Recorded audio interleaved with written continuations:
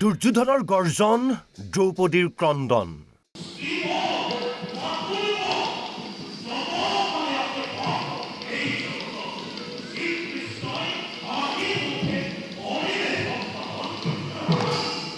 বাজিছে খোলতাল, ৰজন জনাইছে চৌদিশ।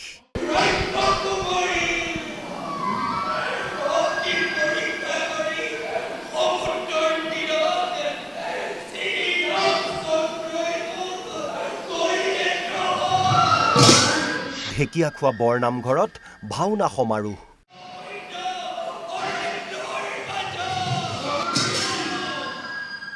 খল হস্তিনাপুৰৰ ৬১ ৰজা মই দুৰ্যোধন। কি হ'ল ইমানকৈ যে চিঞৰত গগনখন ফালিছে, বোলো কি হ'লনো? মহাৰাজ, মেলিছে মাহেন্দ্ৰ ক্ষণাজী অযোধ্যা ৰাজ্যত। সমবেত অযোধ্যাবাসী অযোধ্যাৰ ৰাজ দম্পতীক ভক্তি অৰ্ঘ অৰ্পণৰ হেতু। অসম লাইভ 24 আৰু NRD গ্ৰুপৰ অধ্যক্ষ নৃপেন দাসৰ উদ্যোগত তথা ঢেকীয়াখোৱা বৰনামঘৰ পৰিচালনা সমিতিৰ সহযোগত আৰু ঢেকীয়াখোৱাবাসীৰ আতিথ্যত 15 জানুৱাৰীৰ পৰা 5 দিনীয়াকৈ অনুষ্ঠিত হোৱা ভাওনা সমাৰোহ তথা প্ৰতিযোগিতাৰ আজি তৃতীয় দিন। প্ৰত্যেক দিনাই সন্ধিয়াৰ পৰা দুখনকৈ ভাওনা প্ৰদৰ্শন কৰা হৈছে।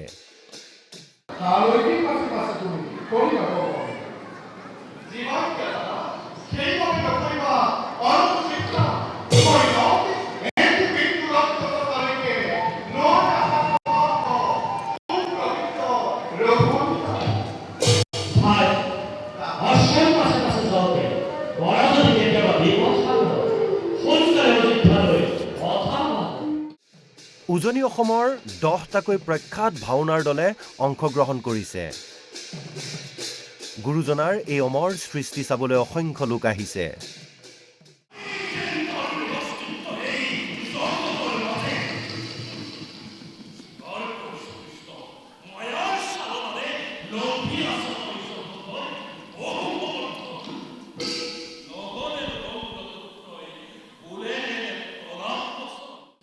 সুন্দৰ আয়োজন আৰু দৰ্শকৰ সঁহাৰি দেখি আপ্লুত ভাৱৰীয়াসকল।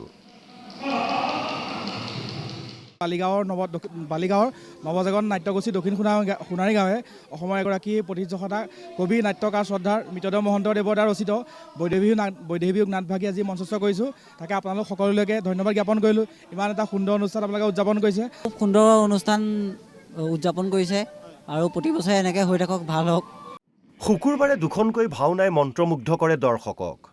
সন্ধিয়াৰ পৰা দুপৰ নিশালৈকে ভাওনা উপভোগ কৰিলে বিভিন্ন বয়সৰ লোকে।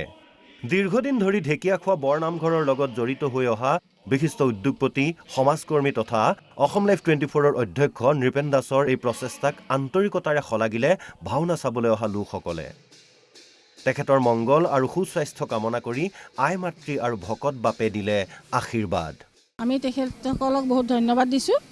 নৃপেন দাসক আমি ৰাইজৰ পৰা বহুত আশীৰ্বাদ দিছোঁ আৰু যথেষ্টখিনি তেখেতে আমাৰ গাঁওখনৰ কাৰণে হেৰি কৰিছে, তেখেতৰ ভৱিষ্যতৰ কাৰণে আৰু উজ্জ্বল কামনা কৰিছোঁ। সমস্ত আমাৰ তেখেতে যিজন আমাৰ ব্যক্তিৰ দাতাই ভাওনা সমাৰোহ পাতিছে, তেখেতৰ আজি আমাৰ 3 দিন হৈ গৈছে আৰু 2 দিন আৰু উপলক্ষে যে 3 দিন আমাৰ ভালে কুশলে হৈ গৈছে, কোনো অপায়মংগল নোহোৱাকৈ প্ৰভুৱে গৰাকীয়ে কৰিছে আৰু 2 দিন আছে মাত্ৰ। এই 2 দিনত যাতে কোনো অপায়মংগল নহয়, প্ৰভুৱে নকৰে, সেইখিনি অনুষ্ঠানতে গতিকে হ'বলগীয়া থাকিলেও আঁতৰৰ উপায়খিনি কৰি সমূলি প্ৰকাশ কৰি আৰু তেখেতৰ ৰাইজৰ সেৱা চেষ্টা কৰি থাকিবলৈ ঈশ্বৰে শক্তি দিব, অমলখিনি কৰি সমূলি প্ৰকাশ সুস্থ সবল কৰিব, দীৰ্ঘ আয়ু কৰিব। অসম লাইভ 24ৰ এক আন্তৰিক প্ৰয়াস, অধ্যক্ষ নৃপেন দাসৰ ঐকান্তিক প্ৰচেষ্টা, ভাওনাক বিশ্ব দৰবাৰলৈ নিয়াৰ হাবিয়াস। এই মহৎ উদ্দেশ্যেৰে আয়োজন কৰা হৈছে ভাওনা সমাৰোহ।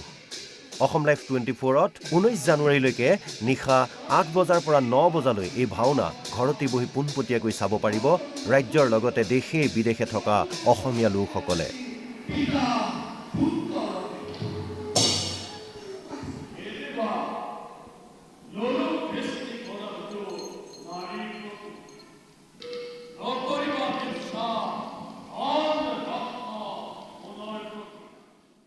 বিদেশত থাকিও আপুনি গৰ্বৰে ক'ব পাৰিব, এয়া চাওক আমাৰ শংকৰদেৱ গুৰুজনাই দি যোৱা একক অনন্য আৰু চহকী সংস্কৃতি।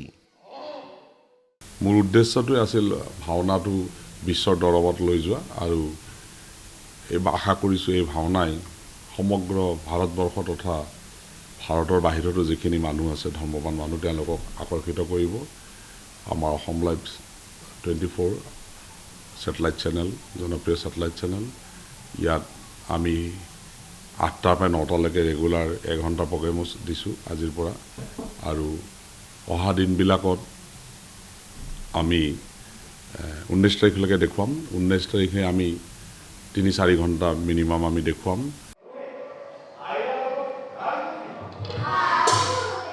Bureau report Assam live 24